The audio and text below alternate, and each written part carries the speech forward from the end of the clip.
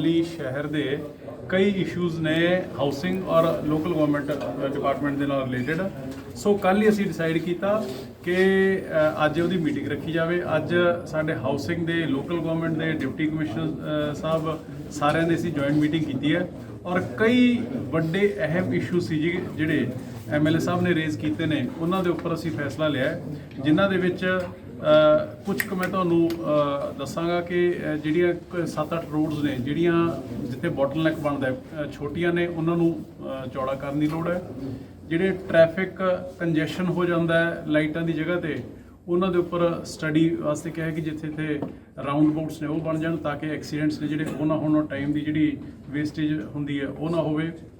शहर की सफाई वास्ते जिहड़ियां बेस्ट पॉसीबल मशीनां जिहड़ियां MLA साहब ने दसे सारी मीटिंग दे विच और वो 4 मशीनां ने जिहड़ियां उन्हां नूं लैण दा प्रोसैस है जिहड़ा वो भी असीं इनीशिएट कर रहे हैं। सो ये सारियां चीज़ां ने जिहड़ा किते कोई एरो सिटी दे विच कई मल्टीपल इशूज़ आ रहे ने उहदे बारे भी गल कीती है। सो ये सारियां चीज़ां ने जिन्हां दे उपर अज डिस्कशन की है और 15 दिनों बाद इसकी रिव्यू मीटिंग है फिर होएगी और टाइम बाउंड मैनर के नाल इन्हां सारे इशूज़ नूं एड्रैस किया जाएगा, क्योंकि मोहाली एक तरीके नाल शोकेस विंडो है पूरे पंजाब की हर पक्षों। सो इस करके मोहाली वैसे तो सारे पंजाब दे विच ही साडा हाउसिंग डिपार्टमेंट कोशिश कर रहा है कि एक बेस्ट पॉसीबल मॉडर्न तरीके की लिविंग है जी प्रोवाइड कर सकीए, पर मोहाली दे विच किसी तरीके का कोई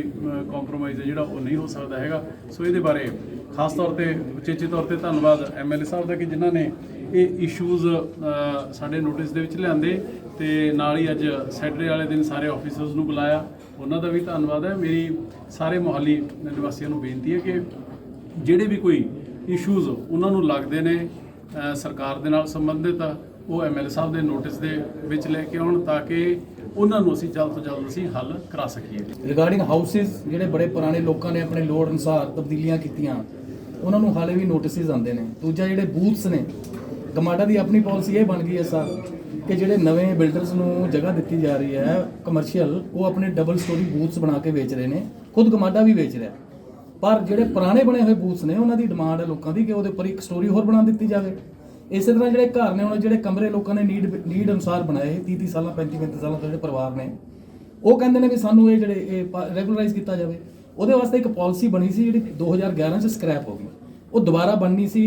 MLA साहब ने भी ये वास्ते लिया तो है इनीशिएटिव, पर वो हुण कित्थे स्टैंड करदी है। इस तरह होंदा कि इहदे विच मल्टीपल इशूज़ ने जिहड़े ਉਹ देखने ਪੈਂਦੇ ਹੁੰਦੇ ਨੇ। ਹੁਣ नो डाउट जे कोई बंदा बहुत लंबे समय तो कोई जगह बना के या एक फ्लोर होर पा के ਉਹ रह रहा है, ਉਹਦੇ ਵਿੱਚ ਉਹਦੀ ਜਿਹੜੀ ਪਲੈਨਿੰਗ ਹੈ ਉਹਦੀ ਚਾਹੇ ਸੀਵਰੇਜ ਦੀ ਪਲੈਨਿੰਗ ਕਰ ਲਈਏ, ਚਾਹੇ ਲਾਈਟਿੰਗ ਦੀ ਪਲੈਨਿੰਗ ਕਰ ਲਈਏ, ਚਾਹੇ ਟ੍ਰੈਫਿਕ ਦੀ ਪਲੈਨਿੰਗ ਕਰ ਲਈਏ, ਜੇ ਉੱਥੇ ਉਸੇ ਏਰੀਏ ਦੇ ਵਿੱਚ ਪੋਪੂਲੇਸ਼ਨ ਡਬਲ ਹੋ ਜੂਗੀ ਤੇ ਕੰਜੈਸ਼ਨ ਹੋਣਾ ਸ਼ੁਰੂ ਹੋ ਜਾਊਗਾ। ਸੋ ਇਸ ਕਰਕੇ ਇਹ ਆਪਾਂ ਮੈਂ ਤੁਹਾਨੂੰ ਆਫ ਹੈਂਡ ਨਹੀਂ ਕਹਿ ਸਕਦਾ ਹੈਗਾ ਵੀ ਹਾਂ ਕੀ ਹੋ ਸਕਦਾ ਤੇ ਕੀ ਨਹੀਂ ਹੋ ਸਕਦਾ ਜਾਂ ਕੀ ਸਹੀ ਹੈ ਜਾਂ ਕੀ ਗਲਤ ਹੈ। ਸੋ ਇਹ ਜਿਹੜੇ ਇਸ਼ੂਜ਼ ਹੁੰਦੇ ਨੇ ਜੇ ਇਹਨਾਂ ਨੂੰ ਹੋਲਿਸਟਿਕ ਵਿਊ ਦੇ ਨਾਲ ਦੇਖਣਾ ਪੈਂਦਾ ਹੁੰਦਾ। ਸੋ ਇਸ ਤਰੀਕੇ ਦੀ ਜੇ ਕੋਈ ਇਸ਼ੂ ਹੈਗਾ MLA ਸਾਹਿਬ ਦੇ ਧਿਆਨ ਦੇ ਵਿੱਚ ਲੈ ਕੇ ਆਉਣ, ਸਾਡੇ ਡਿਪਾਰਟਮੈਂਟ ਦੇ ਧਿਆਨ 'ਚ ਲੈ ਕੇ ਜਿੱਥੇ ਜਿਹੜੀ ਚੀਜ਼ ਹੋ ਸਕਦੀ ਹੋਈ ਉਹ ਜ਼ਰੂਰ ਕੀਤੀ ਜਾਏਗੀ। ਪਰ ਇਹ ਨਹੀਂ ਆਪਾਂ ਕਰ ਸਕਦੇ ਹੈਗੇ ਕਿ ਆਪਾਂ ਕੋਈ ਇਹੋ ਜਿਹੀ ਪਾਲਿਸੀ ਬਣਾ ਦਈਏ, ਇਹੋ ਜਿਹੀ ਸਕੀਮ ਬਣਾ ਦਈਏ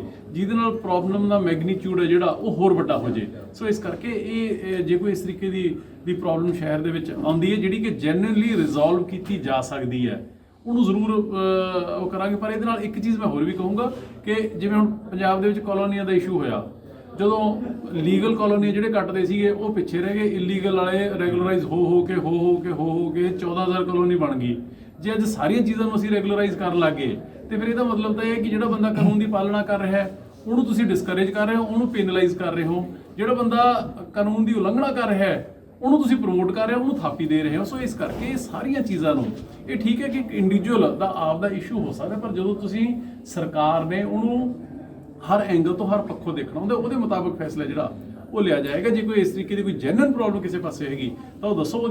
पंजाब के किसान तकरीबन 1.5 साल उत्थे बैठे रहे, PM साहब ने उन्होंने एक मीटिंग भी नहीं दी हैगी। ਤੁਸੀਂ 7 ਮਹੀਨੇ ਦੇ ਵਿੱਚ ਭਗਵੰਤ ਮਾਨ ਜੀ ਨੇ ਉਹਨਾਂ ਨੂੰ ਕਿੰਨੀਆਂ ਮੀਟਿੰਗਾਂ ਦਿੱਤੀਆਂ ਤੇ ਕਿੰਨੀ ਵਾਰ ਸੁਣਵਾਈਆਂ ਹੋ ਗਈਆਂ, ਹੁਣ ਜੇ ਡਿਮਾਂਡਾਂ ਹੀ 65-66 ਹੋਣ ਜਿਹਦੇ ਵਿੱਚ 90% ਡਿਮਾਂਡਾਂ ਦਾ ਕਿਸਾਨੀ ਨਾਲ ਲਿੰਕ ਹੀ ਕੋਈ ਨਾ ਹੋਵੇ, ਠੀਕ ਹੈ ਨਾ, ਤੇ ਉਹਨਾਂ ਦੇ ਨਾਲ ਤਾਂ ਉਹਨਾਂ ਨੂੰ ਕੋਈ ਲਿੰਕ ਨਹੀਂ ਨਾ ਹੋਣਾ ਚਾਹੀਦਾ ਹੈਗਾ। ਸੋ ਮੈਕਸਿਮਮ ਗੱਲਾਂ ਨੇ ਜਿਹੜੀਆਂ ਉਹ ਉਹਨਾਂ ਦੀਆਂ ਮੰਨੀਆਂ ਜਾ ਚੁੱਕੀਆਂ ਨੇ, ਹੋਰ ਵੀ ਨੇ ਜਿਹੜੀਆਂ ਉਹ ਮੰਨੀਆਂ ਜਾਣਗੀਆਂ ਜਿਹੜੀਆਂ ਜਾਇਜ਼ ਹੋਣ। 10 ਸਾਲ ਅਕਾਲੀ ਦਲ ਵਾਲੇ ਰਹਿ ਗਏ, ਚਾਹੇ 5 ਸਾਲ ਕਾਂਗਰਸ ਵਾਲੇ ਰਹਿ ਗਏ, ਉਹਨਾਂ ਤੋਂ ਮਸਲੇ ਕਿਉਂ ਨਾ ਹੱਲ ਹੋਏ ਜੀ? ਉਹਨਾਂ ਤੋਂ ਸਿੱਧੀ ਬਿਜਾਈ ਦਾ ਪੈਸਾ ਕਿਉਂ ਨਾ ਦਿੱਤਾ ਗਿਆ? ਉਹਨਾਂ ਤੋਂ ਮੂੰਗੀ MSP ਤੇ ਕਿਉਂ ਨਾ ਖਰੀਦੀ ਗਈ ਹੈਗੀ? ਉਹਨਾਂ ਤੋਂ ਗੰਨੇ ਦੇ ਰੇਟ ਸਭ ਤੋਂ ਘੱਟ ਉਹਨਾਂ ਨੇ ਕਿਉਂ ਰੱਖੇ? ਸਭ ਤੋਂ ਵੱਧ ਕਿਉਂ ਨਾ ਕੀਤੇ ਗਏ? ਉਦੋਂ ਡੱਕਾ ਤੋੜਿਆ ਨਹੀਂ ਹੈਗਾ ਉਹਨਾਂ ਨੇ, ਤੇ ਹੁਣ ਅੱਗ 'ਚ ਤੇਲ ਪਾਉਣ ਵਾਲਾ ਕੰਮ ਕਰ ਰਹੇ ਨੇ। ਸੋ ਇਹੋ ਜਿਹੀਆਂ ਗੱਲਾਂ ਤਾਂ ਉਹਨਾਂ ਨੂੰ ਵੀ ਸਰ ਵਧੀਆ ਹੋ ਗਿਆ, ਦੱਸੋ 1000 ਰੁਪਏ ਕਦੋਂ ਦੇ ਰਹੇ ਹੋ ਮਹਿਲਾਵਾਂ ਨੂੰ? ਬੜੀ ਜਲਦੀ ਉਹ ਵੀ ਹੋ ਜਾਊਗਾ ਜੀ। ਪੰਜਾਬ ਦੇ ਸਿਰ ਜਿੰਨੀ ਕਰਜ਼ੇ ਦੀ ਪੰਡ ਹੈ, ਉਸ ਕਰਜ਼ੇ ਦੀ ਪੰਡ ਨੂੰ ਹੌਲੀ ਹੌਲੀ ਇਮਾਨਦਾਰ ਰਾਜਨੀਤੀ ਦੇ ਨਾਲ, ਚੰਗੀ ਗੁੱਡ ਗਵਰਨੈਂਸ ਦੇ ਨਾਲ, ਭ੍ਰਿਸ਼ਟਾਚਾਰ ਨੂੰ ਖਤਮ ਕਰਕੇ ਉਸ ਪੰਡ ਨੂੰ ਹੌਲੀ ਹੌਲੀ ਹਲਕਾ ਵੀ ਕਰਨ ਲੱਗੇ ਹੋਏ ਆ।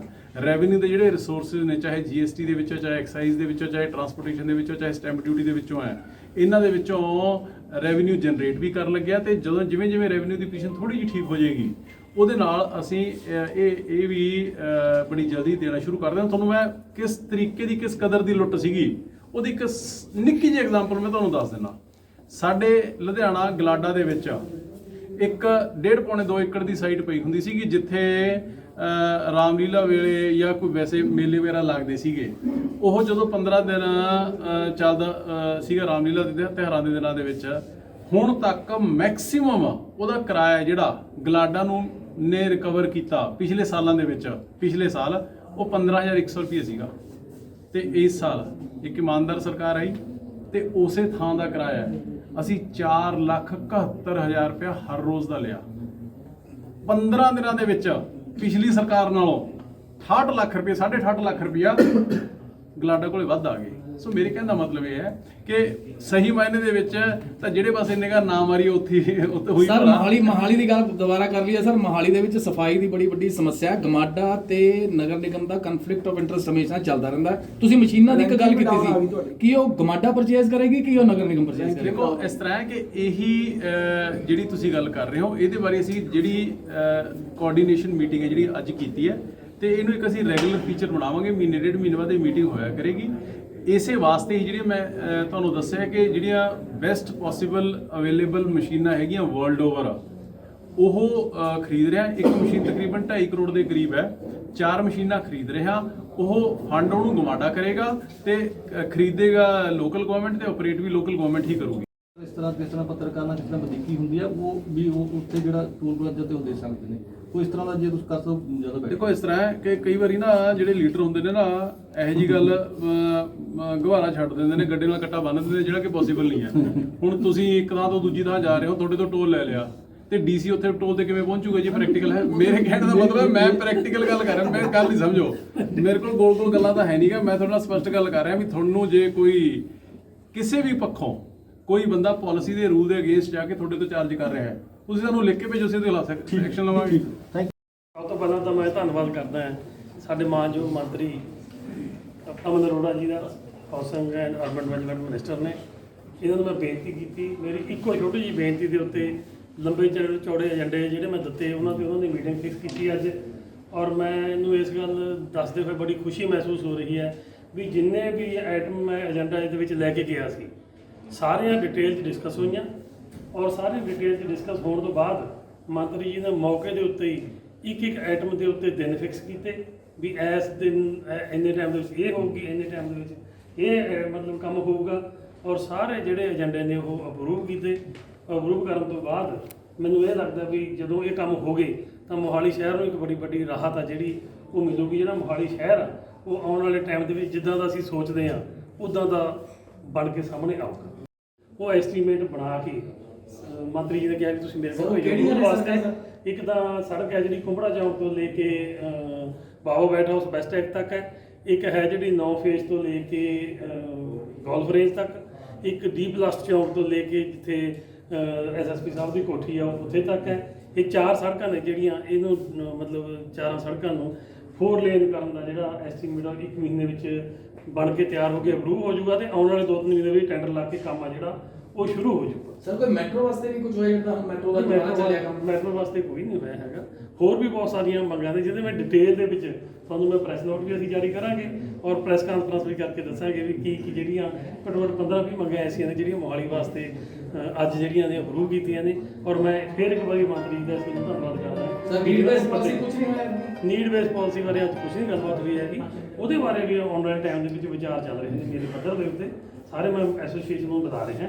ਉਸ ਤੋਂ ਬਾਅਦ ਡਿਟੇਲ ਡਿਸਕਸ ਕਰਕੇ ਉਹਨਾਂ ਨਾਲ ਮੰਤਰੀ ਜੀ ਨੂੰ ਇੱਕ ਡਿਟੇਲ ਨੋਟ ਦੇਵਾਂਗੇ, ਬਰੀਫ ਨੋਟ, ਜਿਹਦੇ ਤੋਂ ਉੱਤੇ ਵਿਚਾਰ ਕਰਨ ਤੋਂ ਬਾਅਦ ਨੀਡ ਬੇਸ ਪਾਲਿਸੀ ਜਿਹੜੀ ਆ ਉਹ ਵੀ ਅਸੀਂ ਲੈ ਕੇ ਆਵਾਂਗੇ। ਪਰ ਮੈਂ ਸਮਝਦਾ ਵੀ ਮੋਹਾਲੀ ਸ਼ਹਿਰ ਹੈ ਉਹ ਪੰਜਾਬ ਦੇ ਲਈ ਬੜਾ ਇੰਪੋਰਟੈਂਟ ਸ਼ਹਿਰ ਹੈ ਔਰ ਮੈਨੂੰ ਇੱਥੇ ਜ਼ਿੰਮੇਵਾਰੀ ਦਿੱਤੀ ਹੈ, ਸੇਵਾਦਾਰੀ ਦਿੱਤੀ ਹੈ। ਮੈਂ ਮੋਹਾਲੀ ਵਾਸੀਆਂ ਨੂੰ ਤੁਹਾਡੇ ਥਰੂ ਇਹ ਸੁਨੇਹਾ ਦਿੰਦਾ ਵੀ ਤੁਸੀਂ ਦੇਖੋਗੇ ਵੀ ਆਉਣ ਵਾਲੇ 4-5 ਸਾਲ ਦੇ ਵਿੱਚ ਜਿਹੜਾ ਮੋਹਾਲੀ ਸ਼ਹਿਰ ਆ ਤੇ ਮੋਹਾਲੀ ਦਾ ਹਲਕਾ ਜਿਹੜਾ ਜਿੰਨੇ ਪਿੰਡ ਨੇ ਉਹ ਬਾਕੀਆਂ ਤੋਂ ਬਹੁਤ ਅਲੱਗ ਦਿਸਣਗੇ। ਠੀਕ ਹੈ, ਥੈਂਕ ਯੂ।